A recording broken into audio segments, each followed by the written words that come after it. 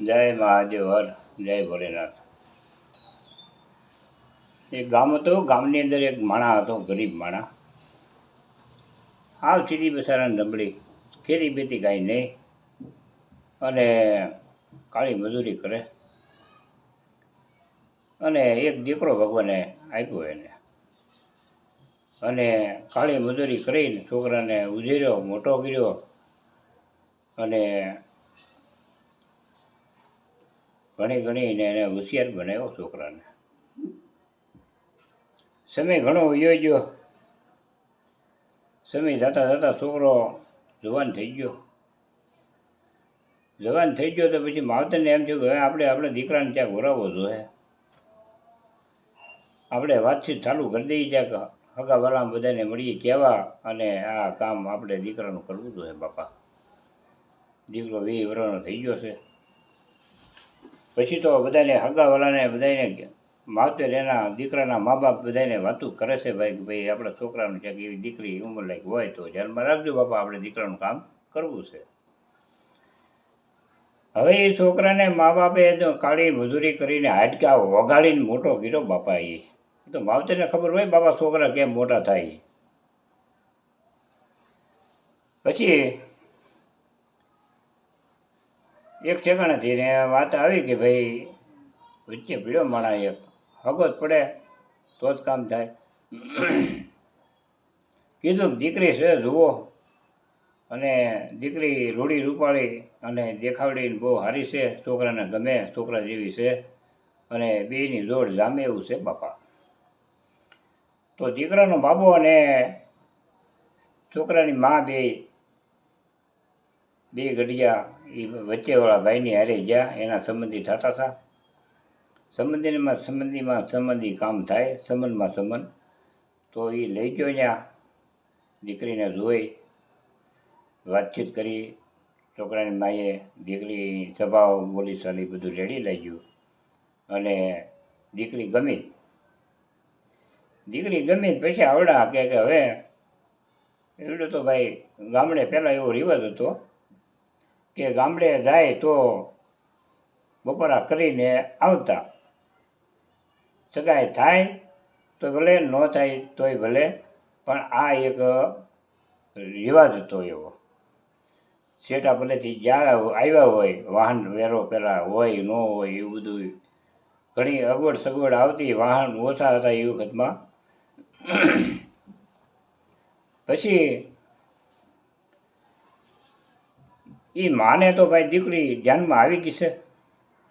પછી જમી કાઢવીને 3-4 વાગે રજા લીધી છે. રજા લઈને કે આપણે હવે જઈએ ઘરે. તો બે ઘડિયા ઘેરે આવ્યા અને વાત કરી દીકરાને કે દીકરી તો અમને ગમી છે, બહુ સારી છે, સંસ્કારી લાગી છે, અને તારું કામ અંદર થાય તો કરીએ એમ. તો છોકરો કે ભલે બાપા, ભલે માં, તમારી જેવી ઈચ્છા. એ સમયમાં કાંઈ બહુ જોવાનું એવું બધું અત્યારની સિસ્ટમ પ્રમાણે જોવાનું બહુ હતું નહીં. એટલે બહુ જૂની વાત નથી ને બહુ નવી નથી, પણ એવો રિવાજ કાંઈ એટલો બધો હતો નહીં ભાઈ. માવતર જે કરે એ ફાઇનલ. પછી 2 વર્ષ 3 વર્ષ સુધી સંબંધ તો થઈ ગયો. સંબંધ દીકરીને ધ્યાનમાં આવી. પછી છોકરીવાળા બધા જોવા આવ્યા, છોકરાને ઘર ખોરડા જોયા, બધું જોયું, અને દીકરો ધ્યાનમાં આવ્યો. ભણેલો ગણેલો હોશિયાર છોકરો હતો, અને અંદર હતું સગાઈ ત્યાં કરી. લોકોએ સગાઈ કરી 2-3 વર્ષ વૈયા ત્યાં લગ્ન કરે નહીં. હવે છોકરાના 20 વર્ષનો હતો ને સગાઈ કરીને 3-4 વર્ષ વૈયા ત્યાં 24-25 વર્ષનો છોકરો થવા આવ્યો. અને પછી 25મા વર્ષમાં બેઠો છોકરો, ને પછી પાછા પૂછવા ગયા 5મા વર્ષે, ભાઈ હવે લગ્ન કરો તો સારું બાપા.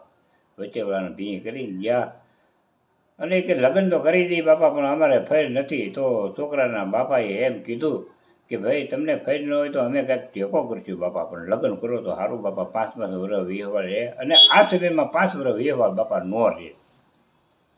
5 વર્ષ વ્યવહાર રાખવા બહુ કઠિન છે આ સમયમાં, અત્યારના સમયમાં, હાલમાં બહુ કઠિન છે. પછી કીધું કે ભાઈ તમારે ફેર ન હોય, ન પગતા હોય તો અમે થોડો ઘણો તમને ટેકો કરીએ, પણ તમે લગ્ન કરી દો બાપા. એ કે બહુ સારું. પછી દીકરીના તો લગ્ન લખ્યા અને દીકરાને ત્યાં લગ્ન આવ્યા. લગ્ન વધાવીને એ ભાઈ એનો 4-5 વર્ષના 6-7 વર્ષના જે લગ્ન આવ્યા હોય એ તોરણે તોરણ એ પછી વાના બાના ખાઈને કમ્પ્લીટ થઈને ભાઈ પીઠી છોડીને બીજે દી જાન દોડીને ગયા લગ્ન કરવા. લગ્ન કરીને સવારે ભાઈ દીકરીને તેડીને આવ્યા ને બહુ સારું હાલ્યું ભાઈ, ખૂબ સારું હાલ્યું કરે. એ તેડી ગયા ને પાછા દીકરીને માવતર પાછા એને તેડી ગયા ને પાછા આવડા હાહરિયાવાળા તેડી આવ્યા ને આવું બધું હતું ને. એ બધું પછી એમ કરતાં ધીમે ધીમે અહીંયા રાગે પડી ગયું. પછી જેમ જૂનું થાય ને બાપા એમ પછી માવતરનું થોડુંક ઘટતું જાય. પછી આ ઘર પકડી લઈ દીકરી. પછી એમ કરતાં કરતાં ઘણો સમય વયો ગયો. પછી એક નાનો ભગવાને દીકરો આપ્યો એને. અને પછી બાઈને આ વહુ જે મા બાપ કાળી મજૂરી કરીને હાડકા વગાડીને પણ છોકરાને મોટો કર્યો ઉભડિયા માણા, એ તો એનું મન જાણે. પછી બાઈ કે મારે હવે તારા બાપને તારી મા એટલે મારે ભેગું રહેવું નથી, મારે નોખું થવું છે તારા બાપથી ને તારી માથી. તો છોકરાને આંખમાં આહુડા પડી જાય, તું હું બોલશો, હું એકને એક દીકરો છો ને તું નોખું થવાનું કહેશો, એ કે તને શરમ નથી આવતી? નોખું કોનથી થવું આપણે? એક જ દીકરો, બીજું કાંઈ નહીં, જોડી જોડી દીકરી બીકરી કાંઈ નહીં, એક જ દીકરો હાથ ખોટનો. અને લાડખોટથી એ મા બાપે મોટો કર્યો ઉજેરીને અને કાળી મજૂરી કરીને ઉભડિયા માણા ભાઈ હાડકા વગાડીને છોકરાને મોટો કર્યો, અન્નનો કોળિયા મોટામાંથી કાઢીને ખવડાવ્યા દીકરાને. અને એ બાઈ આવીને એમ કે મારે તારા મા બાપ ભેગું નથી રહેવું, મારે નોખું થવું છે. તો પછી છોકરાએ વિચાર કર્યો અને કાયમ કંકાસ થાય ઘરમાં, હરખ્યું હાલે નહીં. પછી છોકરાએ મા બાપને એમ થયું કે ભાઈ તમે જો કાયમ બે માણસ બાંધો છો અમારી હિસાબીથી તો અમને નોખું થવામાં કાંઈ વાંધો નથી. તારું ઘર હાલતું હોય તો અમારે કાંઈ વાંધો નહીં બાપા, તું બટા સુખી તો અમે સુખી. એમ કરીને મા બાપ બી જુદા થઈ ગયા. તો પછી ગઢિયા તો હું બટા આમાં ગઢિયા જે હાથ પગ રહી જાય માણાને જિંદગી આખી ખપી ગઈ હોય છોકરા મોટા કરવામાં, અને ઉબડિયા માણાને એ માઇન્ડ છોકરા જ મોટા થાય બાપા, કાંઈ 5 પૈસા ભેગા થાય નહીં. લાલેશ હોય બાપા, કાલે વરસ ભગવાને દીકરો આપ્યો મોટો થઈ જાય અને આપણે આશા હારી તો હોય, સૌને આશા હારી હોય કે આપણે એને પછી બેઠા બેઠા ખાવું, છોકરાની બહુ આવશે ને આપણે ખવડાવશે, આવા બધા અરમાણ હોય બાપા. પછી તો મા બાપ નોખા થઈ ગયા, ઘર રહી ગયા, અને થોડું ઘણું છોકરો સૂપતો એના મા બાપને દઈ આવે. બાઈને ખબર પડે ઘેરે ઝઘડો થાય. પછી છેવટે છોકરાને બુઢા આશ્રમમાં મેકવા ઉપડ્યું બાપા મા બાપને.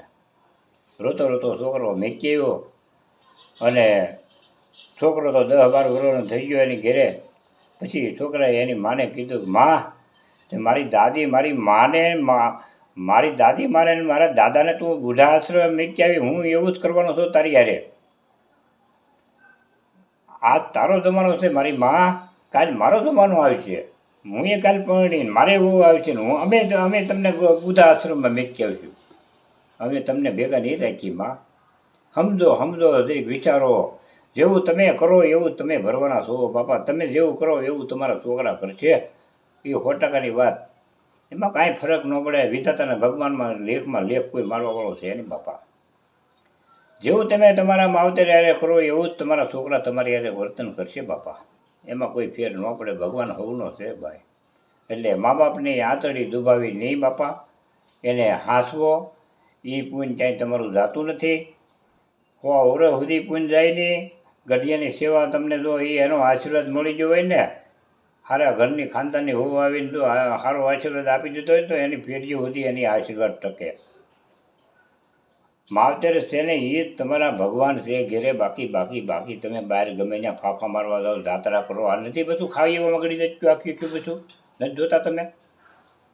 ગઢિયા પીડાને ધમાધડા જાત્રા કરવા જાય ખાઈઓમાં બસું ગળી જાય. કેદારનાથ બદ્રીનાથ કેવી ખાયું છે તમે જોઈજો.